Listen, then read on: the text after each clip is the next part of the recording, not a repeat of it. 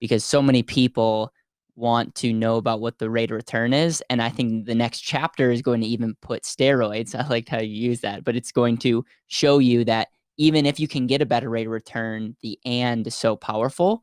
But this, where we talk about the internal rate of return, the actual growth, and to clarify that in 30 years, if the internal rate of return says 4%, that means it's earning 4% every single year. But then you have to add on taxes. You got to add in any other factors if you're going to compare it to another investment, or if you're going to compare it to a savings account.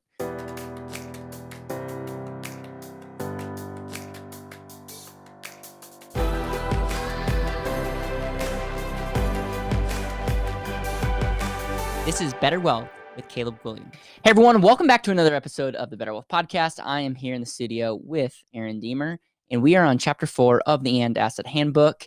So if you have not checked out the last 3 chapters, make sure to go back. We talked about the 4 principles, the financial pyramid, the overview, and then Chapter 3 was really the science of what the And Asset is, how it's structured, and some of our accounts that we like to set up for people. And now we're going to be delving into the different benefits. And Chapter 4 is all about lifetime growth. Chapter 4, Lifetime Growth. In this chapter, we're going to dive into the lifetime growth of the AND asset and why that's so important. We learn in Chapter 2 that you can have a single dollar do multiple things at once. One of the biggest critiques that life insurance gets is the seemingly low rate of return. Before we get into any arguments about whether the rate of return is high or low, it is important to note that we don't even have to argue about how it compares to other investments, because it is not an investment. If you still think that life insurance is awful because it doesn't get as good of a rate of return as X, Y, or Z account, you're about to learn 2 things. First, there is so much more to this than the rate of return. Second, even when you compare the AND asset against most investments, it will perform competitively, if not beat, most of them at their own game. I'm asking you to read this with an open mind, because I'm going to be telling you some things that go against what you've previously been taught. I'm real excited to present this next chapter because I've seen all the misconceptions about life insurance, and I know these next few minutes will be really eye-opening for a lot of you. When we talk about compounding, we need to define what compound interest actually is. Compound interest is interest calculated on the initial principal, which also includes all of the accumulated interest from previous periods. As the principal continues to grow, the interest continues to grow as well, leading to exponential growth and a hockey stick-like curve as time goes on. Why lifetime growth is 10 times more powerful than you think. I want to highlight some things about lifetime growth that you may not have considered before. First of all, most people never experience lifetime growth of their money, so they can't comprehend what it would actually look like. Rather, they start withdrawing money from their savings in retirement and stop this compound growth right when it's starting to build the most momentum. Typical financial planners tell us to cash out that money in retirement, but why? That just doesn't make any sense. Why would you kill the goose when it's laying the golden eggs? I really want you to think about this because you're probably committing to a retirement strategy where you're going to give up complete control of your money to some financial vehicles and hope they grow. If that's the case, and if you believe so strongly in that strategy, why do you then want to take that money out if you also believe in the power of compound growth? Robert Kiyosaki, the author of Rich Dad, Poor Dad, is noted for saying that savers are losers. And he says that because the concept of saving your money is a flawed concept. If we can't control our money, or if we control that money but destroy the compound growth, then compounding was never a good strategy in the first place. What I want to prove to you is that life insurance can compete with, if not beat, most other investments you have probably been told to use. You might still be skeptical, but hear this out. The AND asset is something that gives you the velocity, the control, and the lifetime growth of your dollar all at the same time. Again, this is something that you can't compare to other investments because it has so many additional benefits and components. If this is a Swiss Army knife, like we mentioned earlier, you simply can't measure it by the same standards as a steak knife. The 4 compound interest killers. Now that you see the power of compound growth, and especially lifetime compound growth, let's take a look at 4 things that kill compound interest. They are as follows: taxes, losses, fees, and use. For example, anytime you use a dollar, anytime you lose a dollar, anytime you pay an unnecessary tax, anytime you pay an unnecessary fee, you don't just lose that dollar. You lose what that dollar could have earned for you the rest of your life. Let that sink in and read those last 2 sentences again. Anytime you use a dollar, anytime you lose a dollar, anytime you pay an unnecessary tax, Anytime you pay an unnecessary fee, you don't just lose that dollar, you lose what that dollar could have earned for you the rest of your life. We have to understand that every decision we make, whether it's with money or whether it's with time, has a consequence. Usually, that consequence is greater than we initially think.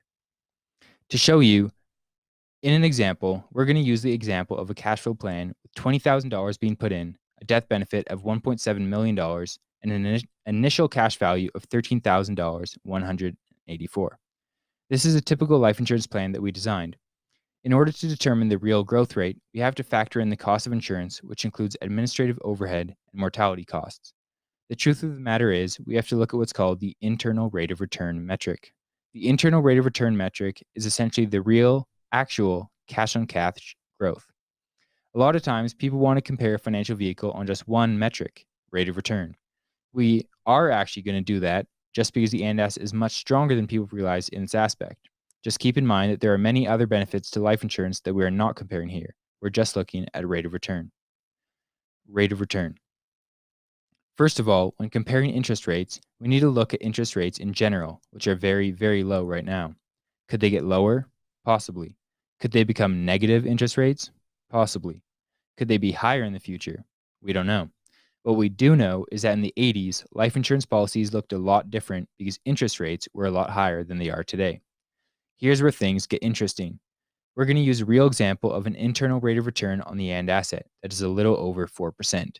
In this scenario, we're seeing the actual cash grew a little over 4%, meaning it earned 4% every single year. The first question to ask yourself is, what savings account do you know of today that gets you anywhere near 4%? This is because we have to compare it to a safe, liquid asset. It's not an investment. It's a safe, liquid asset. Also, if we're comparing this to cash, we can examine an alternative account, such as a savings account. With a savings account, you might be ahead in the first couple of years because you have access to 100% of the money you put in. However, at the end of 30 years, the savings account would have $600,000 and the overfunded whole life insurance would have $1.1 million. What's even more impressive is the money in your AND asset is never going to stop compounding, which means it will keep growing even in retirement. You can already see the benefit of saving in an AND asset versus a savings account. But let's imagine that after 10 years, you're presented with a great investment or business opportunity.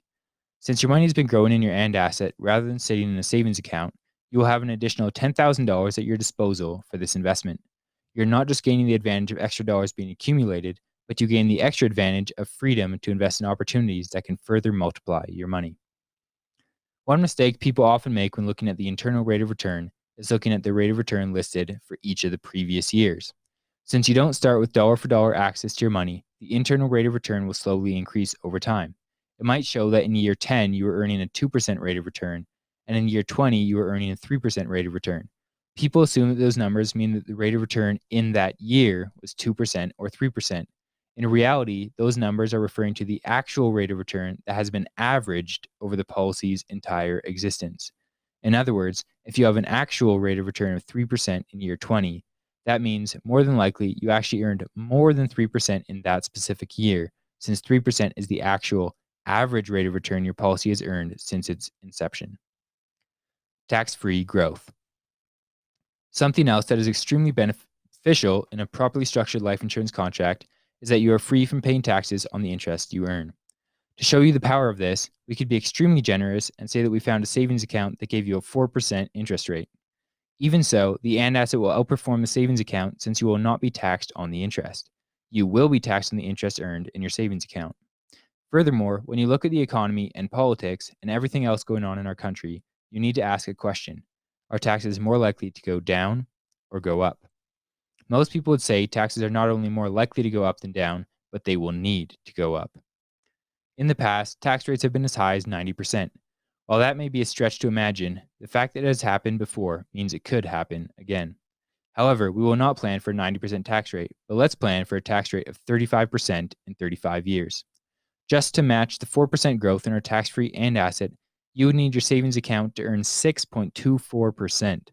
Imagine your boring old life insurance policy is really equal to a savings account with a 6.24% interest rate. That's pretty darn good. Okay, now we're starting to see that there's a lot more going on than we thought, but it gets even better. In an investment account, we have to add on some kind of management fee. This wouldn't happen in a savings account, but we are now comparing it to investments or bonds, and management fees can be up to 2 or 2.5%. The fact is, there are usually a lot of hidden fees. Even if we use a fee of 1%, we would have to earn 7.31% every single year without a down year for the next 30 years just to keep up with the boring old life insurance. Think about that. You would have to earn 7.31% in the market every single year, not just an average over 10 or 20 years. And that 7.31% would have to continue every year for the next 30 years just to keep up with the life insurance policy. The craziest part is when you look at the actual return we get on the typical investments most people have. Since 1994, Dalbar Inc., the leading investment performance rating firm, has studied the actual long-term results investors get in the market. And according to their research, investors in stock mutual funds have averaged only 3.66% per year. This means that your investments are barely even outpacing inflation. Furthermore, when you see the rate of return that you would need in these investments just to keep up with life insurance, I think you can see that 3.66% is not even close to competing with life insurance. To put the cherry on top, these investments don't come with half the benefits that the end asset provides. So, when you're comparing assets, just remember that the actual rate of return of stock investments has been 3.66% on average. Then start comparing all the other benefits that the investment has versus the and asset. I think you're starting to see why the and asset is much more than just a fancy product. It is a multidimensional, life-changing tool. One more alternative we have to look at is term life insurance. Many of you have heard the phrase buy term and invest the difference. This is where you're supposed to buy term life insurance and invest the leftover money that you would have put into whole life insurance. The big thing to realize here is that the cost of term life insurance is not only costing us the listed premium, but we also have to factor in the opportunity cost of what that money could have earned for us over the course of our life. This is because term life insurance is an expense, and we are never able to use the money we put towards that insurance again, like we can with overfunded whole life insurance. You will therefore have to earn a much greater rate of return on your investments. In this example, it would have to be 7.84%. The money you are spending on term life insurance could have been working for you and growing, but now it's gone. That's 7.84% you would have to earn every single year without a down year for 30 years just to match the and asset. When you factor in fees, taxes, term life insurance costs, and all the other moving pieces, life insurance is actually an incredible growth vehicle. This goes against what most people are taught, but it is simple math, and we have just seen how powerful it is compared to all the other alternatives like savings or other investments. This is why it is so important to look at more than just the rate of return. We need to be looking at this from a lifetime perspective. Many people look 10, 15, or 20 years down the road, but what about 10, 20, or even 30 years into retirement? What if you could actually have more freedom in those years since your money has been growing consistently for the majority of your life and has never stopped? You might find an alternative that looks like it has a better rate of return, but if that rate of return slows down or you stop receiving the same uninterrupted compound growth in retirement, you will be missing out on a much bigger picture. Remember, what result do you want? If you want more access to money and more freedom both today and in the future, rate of return is a very small, limited piece of the pie. To show you a final example of this and how crazy the value of lifetime compound growth is, we're going to use the example of a 35-year-old man we'll call Jake. He contributes $1,000 per month to his retirement account for 30 years at a conservative 4% growth rate. In 30 years, Jake is 65 years old and has accumulated $673,000 for retirement. The big mistake 99% of people make is they start taking money out of this account to use for retirement income. However, if Jake simply let his money continue growing, even without adding a single penny to accelerate his growth, Jake would not end up with $673,000 after 30 more years, but $2.182 million. By simply letting his money sit and grow, his money grew more than 3 times its original value at the start of retirement. When most people hear this, they think, well, there's no way I can let my money just sit there for 30 years during my retirement. How am I going to pay for anything? This is actually where life insurance surprises so many people, and why it is considered by many to be the most powerful retirement vehicle on the planet. Rather than taking money out of your retirement savings, you can borrow against your savings. You still have access to money to fund your retirement, but you are now letting your money continue to grow and accelerate during the years where its compounding has picked up the most momentum. The graph below shows the true magnitude of this compounding. Not only will it shock you, but it will most likely make you a little angry that nobody has shown you this before.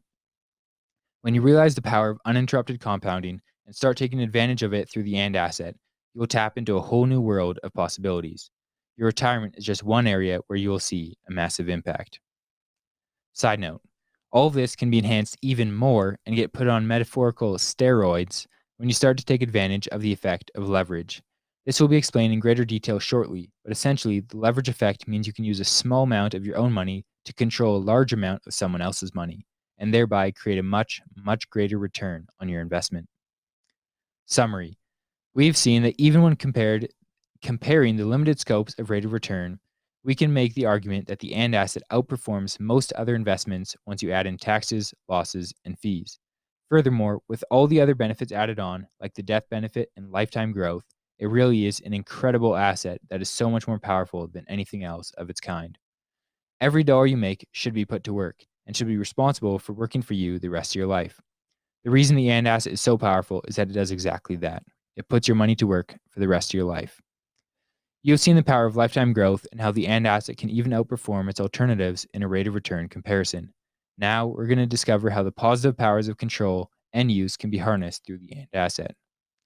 Take the next step. If you're ever interested in learning more or want to find out if this is a good fit for you, you can book a free clarity call with one of our wealth coaches at a link at our website. Wow, man, another great job on a chapter that I've been saying this a lot, but to actually be able to take these words and articulate them and write them the way that you did was really great. Man, I think this will be an incredible tool that we'll be able to use because so many people want to know about what the rate of return is, and I think the next chapter is going to even put steroids. I liked how you use that, but it's going to show you that even if you can get a better rate of return, the and is so powerful. But this, where we talk about the internal rate of return, the actual growth, and to clarify that in 30 years, if the internal rate of return says 4%, that means it's earning 4% every single year. But then you have to add on taxes. You got to add in any other factors if you're going to compare it to another investment or if you're going to compare it to a savings account. And I think that was I think that was great. Many times I wanted to interrupt and say, well, we're we're making the argument in this chapter that even if you were going to compare versus an investment, this would outperform other investments. Now, that's not where we stand long term. That's where we are in this handbook because we're trying to build a concept. We don't want you to think that life insurance is just a terrible rate of return. Like we want you to understand the power of that, but we aren't the company that's saying like don't invest. It's quite the opposite. It's just it could be the ultimate investment enhancer. And so love the pictures. If you have not checked out the And Asset Handbook, make sure to go to betterwealth.com/handbook to get your copy. And very, very good job, man. Thank you.